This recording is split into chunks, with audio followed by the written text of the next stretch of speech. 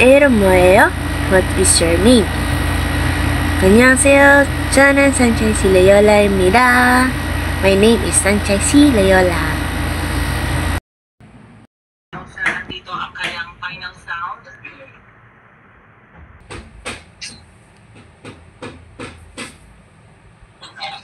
Ito guys. Ito na yun.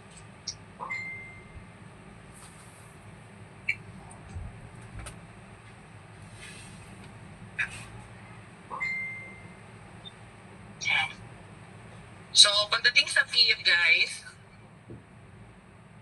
pakisulat niyo muna ito siya. Ito yung first reminder natin sa kanya. Kapag siya guys ay initial sound. Kaliwa, or kapag siya ay nasa itaas. Katulad ng guys, tingnan nyo. Kaliwa, kaliwa, taas, taas. So, ibig sabihin, initial sound. And one syllable lang sila lahat. Isang patig lang. Kasi tingnan nyo, tig-ilang vowel sila guys. Tig-iisa. Anong vowel to guys? E. Ito. Two lines. Two lines guys. Yo. Okay, ito. And ito guys. Wa. Kaya since na yung one syllable, pwedeng letter P, pwedeng letter B. Good. Ito guys. Two lines. Pyong. Sama yung ilalim. Pwede rin? Pyong. Good. Ito guys, anong basa?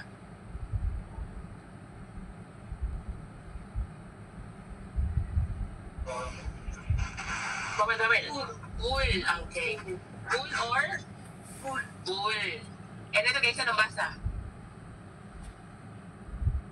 Buwa. Okay, pwedeng buwa. Pwede rin? Okay, buwa. Letter B.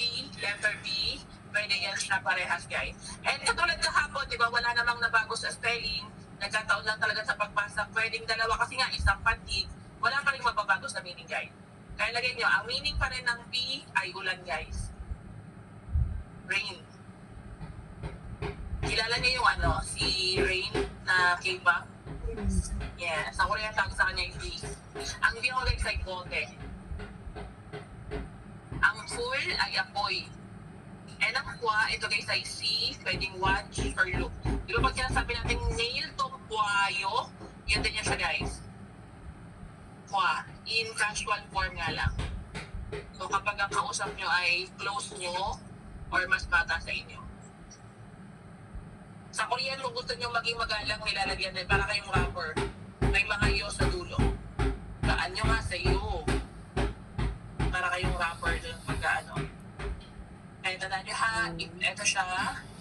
Itong para baliktad na letter A. Ang representation sound niya in Korean is letter P, letter B. So parehas pwede kapag isang pantig lang sa initial sound. Madali pa yun, kaya wag niyo masyado litin ang sarili niyo dyan. Then halimbawa, nakita niyo dalawang pantig pataas na guys. Again, yun pa rin naman yan siya guys. So, letter P pa rin naman yan siya. Kaya ito yung ating next reminder sa consonant na to guys. Pakisulat niyo muna dito sa bandang taas. Tanggalin ko na to siya. So, keep as initial sound pa rin. Then, ito na yung inyong second reminder. Pag 2 or more syllables na siya. So, yun pa rin naman guys, letter P, letter B pa rin. Ang mangyayari nga lang dito, since walang forever, iwalayan na.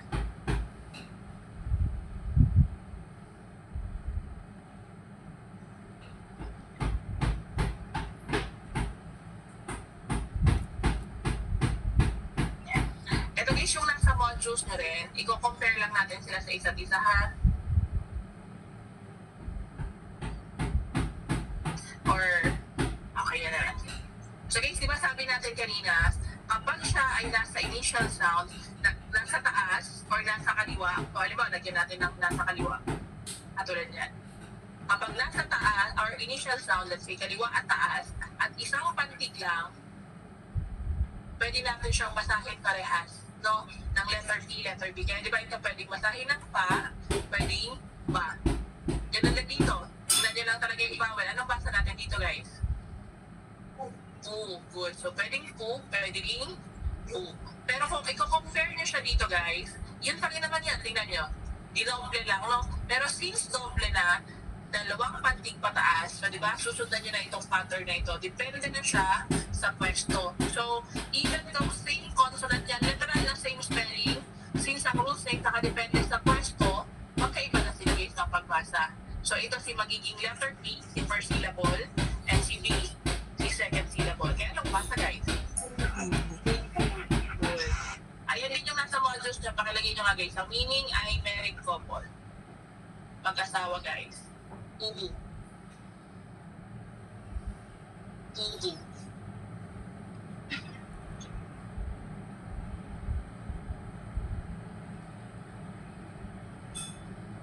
Pakilagay nyo doon.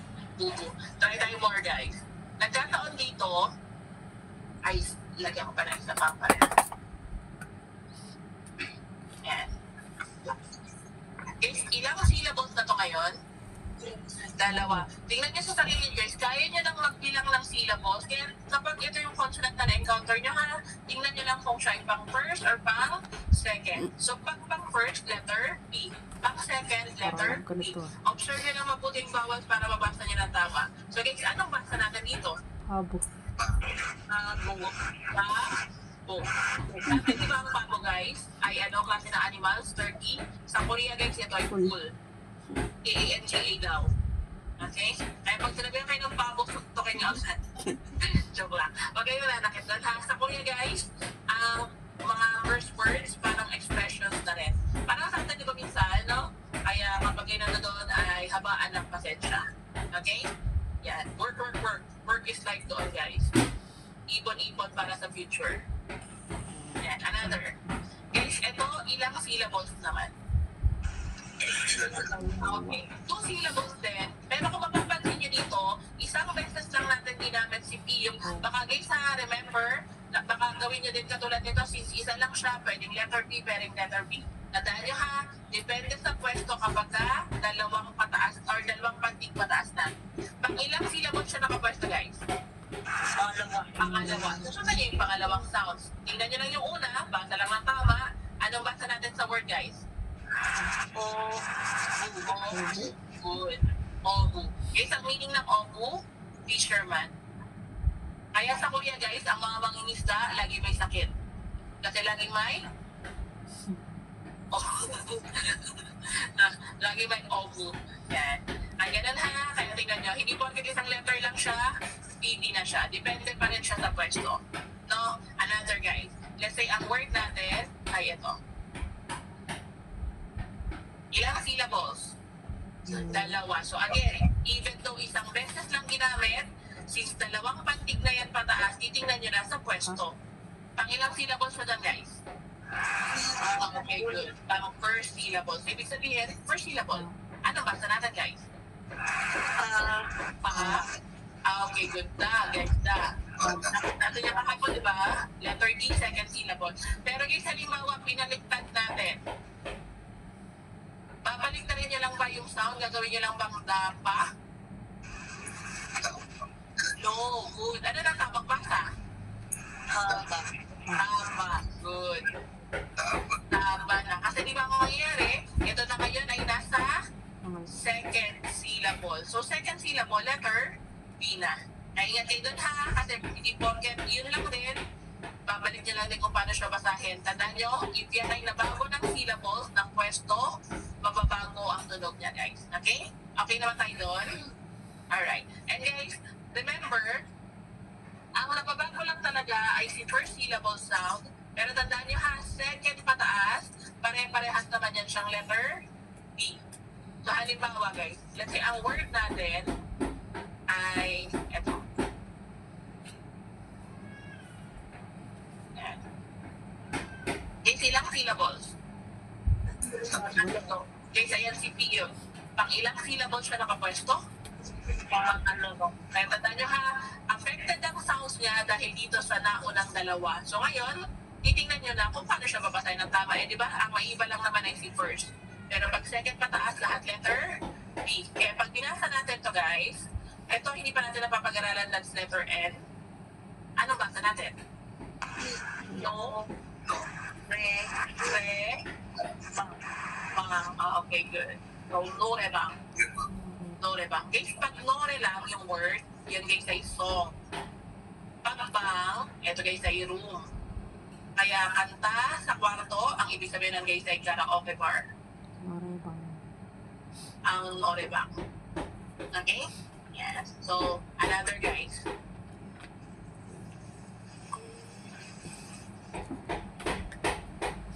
Ilang syllables?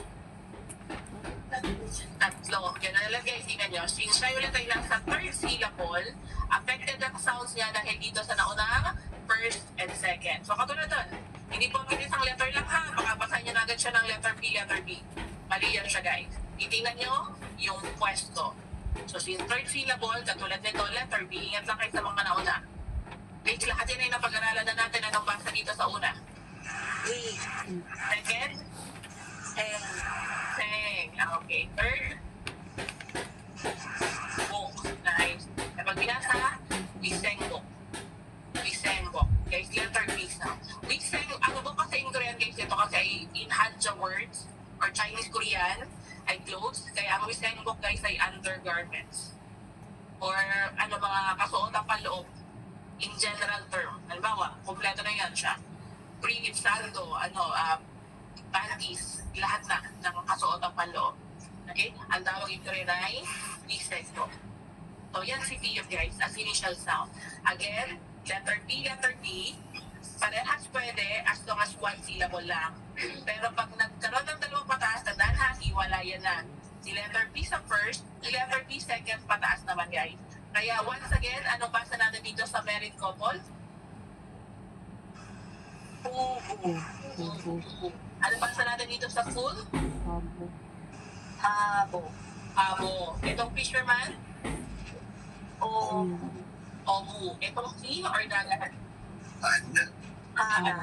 Okay. Ano basa natin dito guys? Nakaka-karaoke bar? Norebang.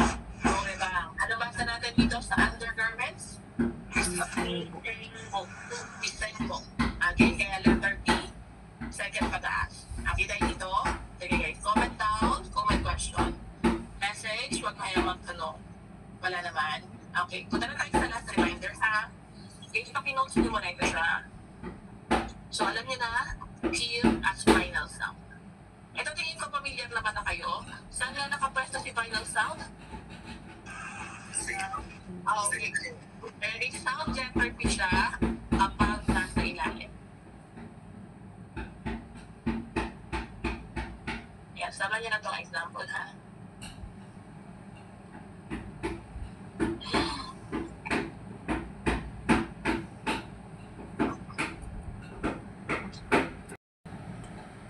Pabo. Sabihin full. Norebang. Kung ano yan. Karaoke bar. Wisengbok. Tsaka kapag initial sounds, pag dalawa yung syllable, magkahiwala yung P tsaka B. Sa ano yun, one of the consonants yun guys. Initial sound niya, ano nga ulit yun guys? Ang initial, pag nasa kaliwa taas, P. P and, dalawa yan guys, ba? P. Good. At tandaan niyo guys, dun sa tatlong nauna, or sa naunang dalawa din, like itong consonant na to, ano ang initial nito guys? Itong parang 7. Okay, K at KG. G. Good. Itong parang C natin guys, sa Korean, anong initial na to? P. Tandaan niyo, silang tatlo, Here. ang final sound nila guys ay katulad ng kanilang first syllable initial sound. Like ito guys, si KG, ang final sound din is letter K. Si TD, ang final sound ay letter T. Si PB, ganun din guys, tingnan nyo, ang final sound ay letter P. Kaya silang tatlo guys, ang kanilang final sound ay si first syllable initial sound din.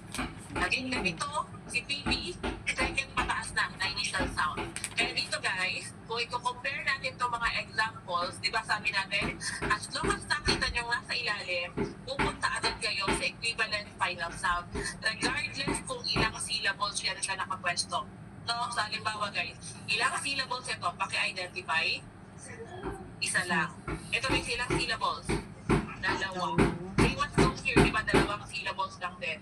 So, even though dito sa unang word natin, guys, siya ay nasa first syllable, initial naman ito, guys. Di ba? Iba naman ang labanan ni final kay initial sound. Ito kasi, as long as nasa ilalim, always use final sound. Kaya ganun, guys. Lahat ito, letter P. Ingat lang kayo sa consonant na to kasi initial sound siya. Ano basa natin dito sa una, guys? Okay. So, pwede rin? Isang patig lang yan, guys. Okay. Pero tingnan nyo, sa final sound, walang nabago. Letter B pa rin. So, pwedeng pop, pwedeng bop. Ito guys, anong basa natin? Katulad ng ginagawa natin. Hangugo, swok, or Korean language lesson or class. Chonggap ay answer, guys. Kaya kung may hindi kayo magandang Korean variety show, diba na ito natin? Chonggap. Yan ay answer, sagot.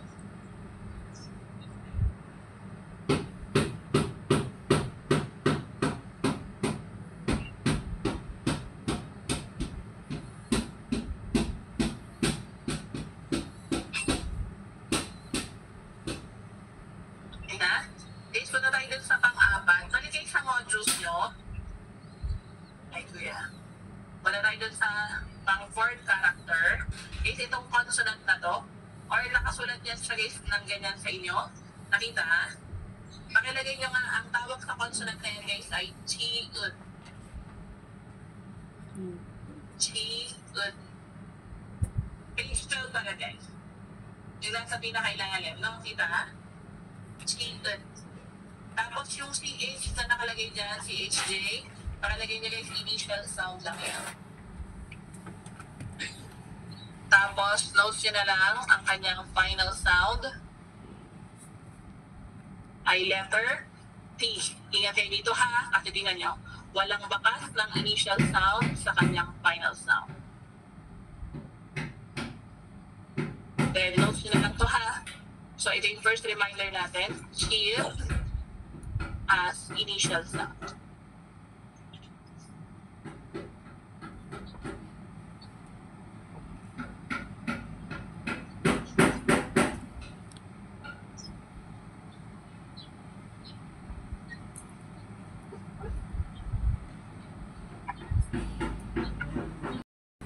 Tama nyo na itong example ha.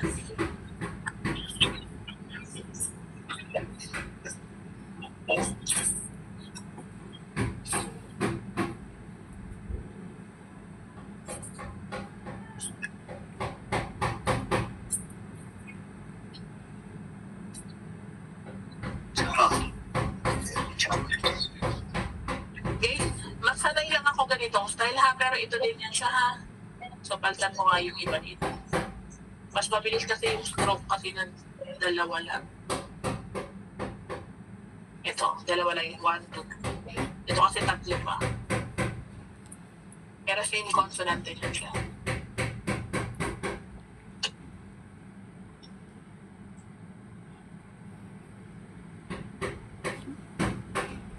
Tingnan ha, kung siya yung initial sound. Kapag nasa kaliwa at nasa itaas. Katulad nito guys, so, kaliwa, kaliwa, taas, taas. So, ibig sabihin, initial sound. And diba, kung gaano karami ang vowels, ganun din karami ang syllables. Eh, sige ilang vowels meron yan sila? Sige isa. Anong vowels ito guys? Ito, then, ito guys, 2, and ito ay N. Okay. Kaya pwede natin basahin sila ng parehas CH at letter J since 1 syllable lang guys. So basahin muna natin lahat ng CH guys. Anong basa dito sa una? Okay, good. Itong pangalawa? Chal. Okay. Itong pangatlo? Chu. Okay. Itong pang-apat?